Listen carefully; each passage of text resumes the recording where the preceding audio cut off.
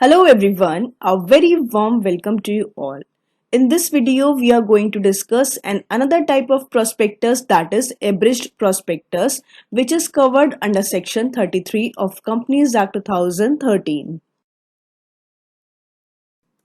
So what is an abridged prospectus? An abridged prospectus is a shorter version of a full prospectus.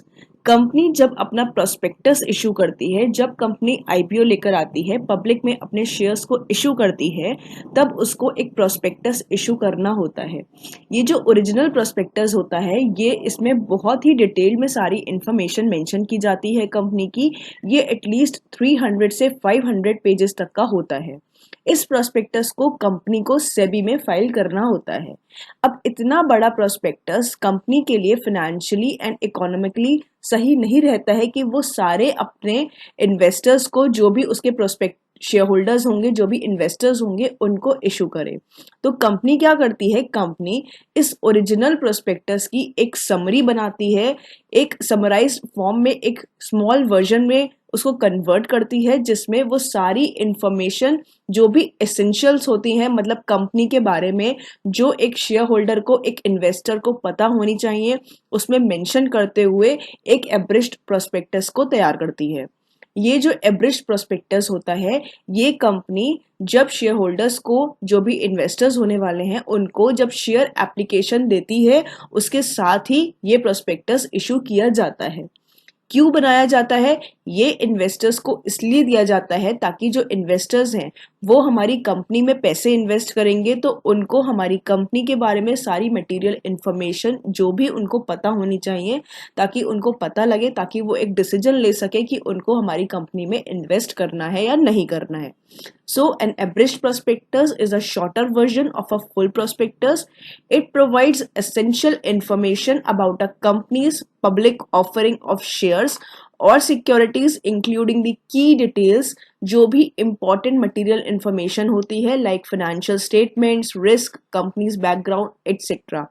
It is designed to give potential investors the important information they need to decide whether to invest without all the detailed information found in a full prospectus. तो जो full prospectus में mention होता है, उसकी short summary बना के एक abridged prospectus को तैयार किया जाता है।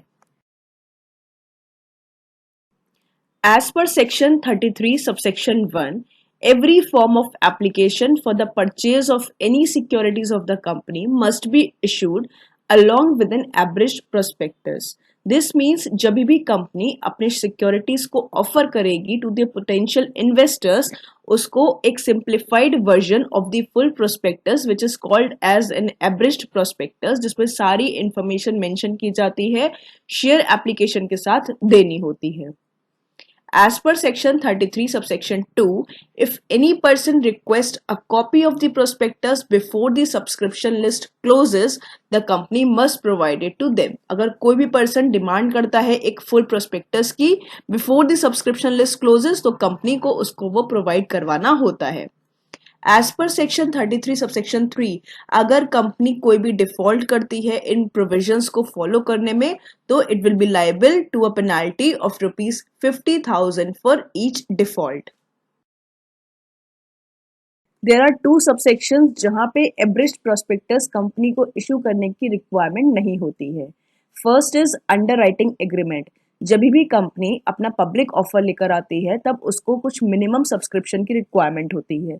अगर ये मिनिमम सब्सक्रिप्शन नहीं आता है, तो कंपनी अलॉटमेंट नहीं कर सकती है, उसको सारा अमाउंट जितना भी रिसीव हुआ होता है वो रिटर्न करना होता है। तो इन केस अगर कंपनी कोई अंडरराइटिंग एग्रीमेंट करती है, मींस अंडरराइटर्स के साथ कोई एग्रीमेंट करती है कि अगर कंपनी के पास मिनिमम सब्सक्रिप्शन नहीं आया, और तब अंडरराइटर्स वो प्रॉमिस करते हैं कि वो उनको मिनिमम सब्सक्रिप्शन दिलवाएंगे, ऐसे केसेस में एब्रिज्ड प्रोस्पेक्टस को इशू करने की रिक्वायरमेंट नहीं होती है अंडरराइटर्स के लिए, क्योंकि ये प्रिज्यूम किया जाता है कि जब अंडरराइटर्स एक ऐसा एग्रीमेंट कर रहे हैं कंपनी के साथ मिनिमम सब्सक्रिप्शन के लिए, तो ये माना जाता है कि उनको ऑलरेडी कंपनी के फैक्ट्स जो भी रिक्वायर्ड होते हैं, इंपॉर्टेंट इंफॉर्मेशन उनको पता होगी।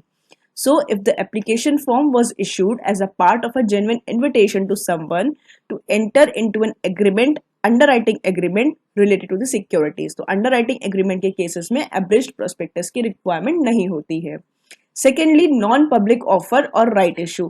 अगर आप जनरल पब्लिक को ऑफर नहीं दे रहे हैं, आप या तो कोई राइट इशू ला रहे हैं, दैट मीन्स आप अगर अपने एग्जिस्टिंग शेयर होल्डर्स को ही शेयर्स इशू करने वाले हैं, जनरल पब्लिक को नहीं दे रहे हैं, तो ऐसे केसेस में भी एब्रिज्ड प्रोस्पेक्टस की रिक्वायरमेंट नहीं होती है, क्योंकि जो एग्जिस्टिंग शेयर होल्डर्स हैं उनको ऑलरेडी आपकी कंपनी के बारे में जो भी मटेरियल इंफॉर्मेशन होगी वो उनको पता होगी। Thank you so much. Keep learning and stay connected for the next video.